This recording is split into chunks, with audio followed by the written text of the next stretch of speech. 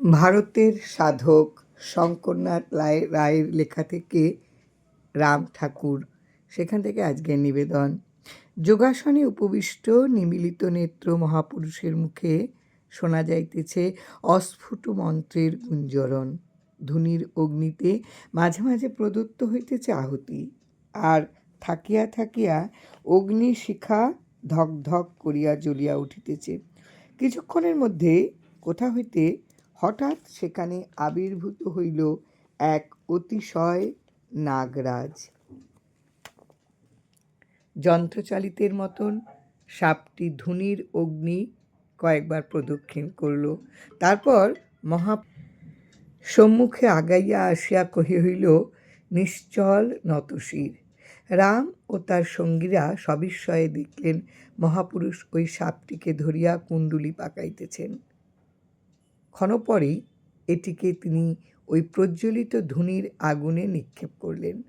নাগরাজের দাহকার্য চলিতেছে, এমন সময় কয়েকবার কমণ্ডলুর মন্ত্রপ্লুত বাড়ি ছিটাইয়া দেয়া মহাপুরুষ অগ্নি নির্বাপিত করলেন। সর্পদেহটি তখনও পুড়িয়া একেবারে নিঃশেষ হয় নাই। চিমটি দিয়া টানিয়া আনার পর পাওয়া গেল একতাল অর্ধদগ্ধ গলিত মাংসস্তূপ।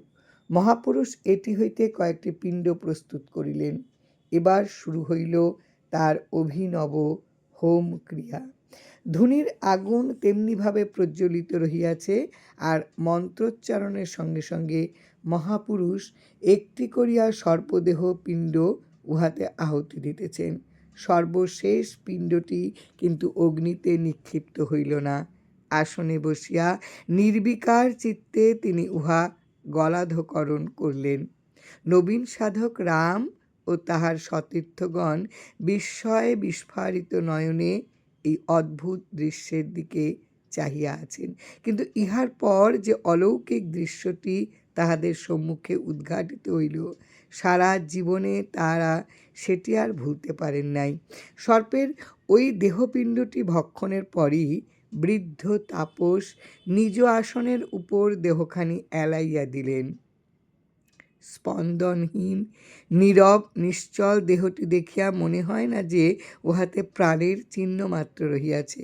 খানিক পরে দেখা গেল মহাপুরুষের দেহটি ক্রমে ক্রমে স্ফীত হইয়া উঠিতেছে। এই স্ফীতি আরও বৃদ্ধি পাইলে উহা হঠাৎ সশব্দে বিদীর্ণ হইয়া গেল।